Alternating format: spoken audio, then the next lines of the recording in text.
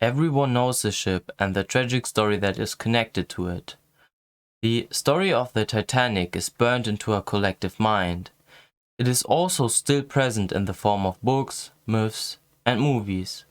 I think everyone has watched Titanic by James Cameron multiple times. At least I have, and I don't even like that movie. But what if I tell you that there was an incident that lets the Titanic look like a minor accident? Thousands of women and children trapped on an overcrowded cruise ship trying to flee the war. Suddenly, an explosion rocks the ship, and it begins to sink into the cold Baltic Sea. Together with its refugees, it disappears into its wet grave. This is the story of the Wilhelm Gustloff.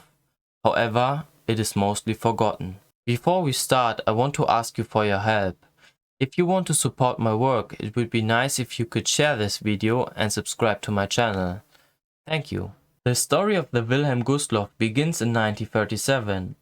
In this year, the German government ordered a classless cruise ship. This ship was part of the Kraft durch Freude, or Strength Through Joy initiative. Another big project of this initiative was Prora, a large vacation place located on the island of Rügen. All this seems very nice, but the overlining goal of this project was the realization that happy workers were more productive. Also, it gave the state control over the free time of its citizens. In 1938, the Wilhelm Gustloff was completed and began its service as a cruise ship. Till the beginning of the Second World War, she completed multiple journeys to Spain, Portugal, and Italy. However, in 1939 she was drafted into service of the Kriegsmarine and served as a hospital ship during the invasion of Norway. Later she was transferred to Gotenhafen, where she served as quarters for a local submarine division. And here she remained till January 1945.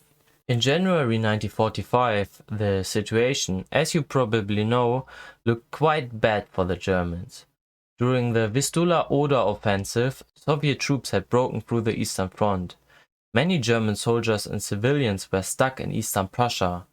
Calls for a preventive evacuation to the west had been ignored. Therefore, the Kriegsmarine began with a large collective evacuation of Eastern Prussia, beginning on January 30 with the Operation Hannibal. The Wilhelm Gustloff should transport the remaining marine and army personnel, around 2,500 men in total, to Schleswig-Holstein. At first, it was not planned to allow the evacuation of civilians, but at the end, the Gustloff was allowed to take multiple thousand refugees on board. There was a lot of chaos and panic during this evacuation, as many civilians tried to escape the advancing Red Army.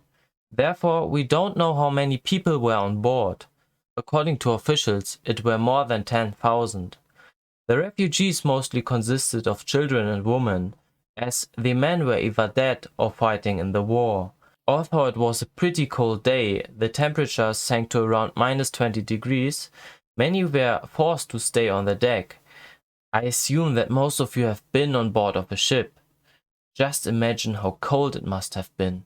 Before leaving Gotenhafen, the captains of the Wilhelm Gustloff had a discussion regarding the danger of Soviet submarines. Someone suggested that the Wilhelm Gustloff should take a route through the shallow water, by this making Soviet submarine attacks completely impossible. However, this idea was dismissed because of the many people on board. Therefore, the Gustloff chose a more common route. At around 1 p.m., the Wilhelm Gustloff left Gotenhafen. Via radio, it was ordered to turn on its lights, to prevent a collision with incoming German minehunter ships. However, there were no incoming German minehunter ships. This radio call remains a mystery. The officials were also not able to find the origins of this radio call. The lights made the Gustloff an easy target for nearby operating Soviet submarines, like the S-13. S-13 was a submarine of the Stalinets class, commanded by Alexander Marinescu. The submarine spotted the Gustloff at around 9 p.m. and began to move into shooting position. At 9:15, Marinescu ordered to shoot 4 torpedoes at the Gustloff. While one got stuck, the 3 others hit the unprepared ship. Within 1 hour, the ship disappeared into the cold water. The Gustloff was able to make an SOS call, and approaching ships could rescue around 1,250 people, but these were mostly the ones who were lucky enough to get on a rescue boat. During the winter, the Baltic Sea can reach a temperature of 3 degrees. Also remember that the temperature itself was around -20 degrees. Therefore, the civilians and soldiers wore thick and heavy winter clothes. Under these conditions, a trained swimmer could be able to survive longer than an hour, but these people were not trained swimmers. They were exhausted by the war. I don't even want to imagine the horror of the scenery. Tragically, many of them could have been saved. Only a few minutes after the detonation of the torpedoes, the Gustloff was passed by the Admiral Hipper. The Hipper, a large cruiser, could have carried thousands of refugees. However, the captain decided against rescuing them because he feared another submarine attack. The exact number of deaths is not clear. However, it ranges from between 4,000 to more than 10,000 victims. Let's compare this to the Titanic. Here, only 1,500 people lost their lives. Now to another question. Was it a war crime? Well, although it is a horrible thing to say, the sinking of the Gustloff was not a war crime. The ship was under military command, transported military personnel, and was technically armed. Therefore, it wasn't a war crime. So here we can make the same argument that is also made for the Lusitania that sank in 1917. In this case, the Lusitania transported munition for the war effort.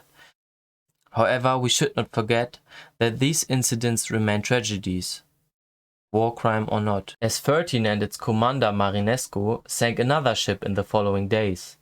On February 10, the Stoim was sunk in the Baltic Sea, carrying more than 4,000 people, most of them wounded soldiers and civilians. This makes Marinescu one of the most successful Soviet submarine commanders of all time, but also the killer of 12,000 people. I don't really know if he ever struggled with that, as there are not many sources about him in English or German, although it is known that he had problems with alcohol after the war. I mean, I can imagine that this destroys a human. In 1990 he was posthumously awarded Hero of the Soviet Union. I really hope that you learned something during this video. For me it's one of the most tragic stories of the war, mostly because it is forgotten. But as always, stay healthy, see you next time, and bye.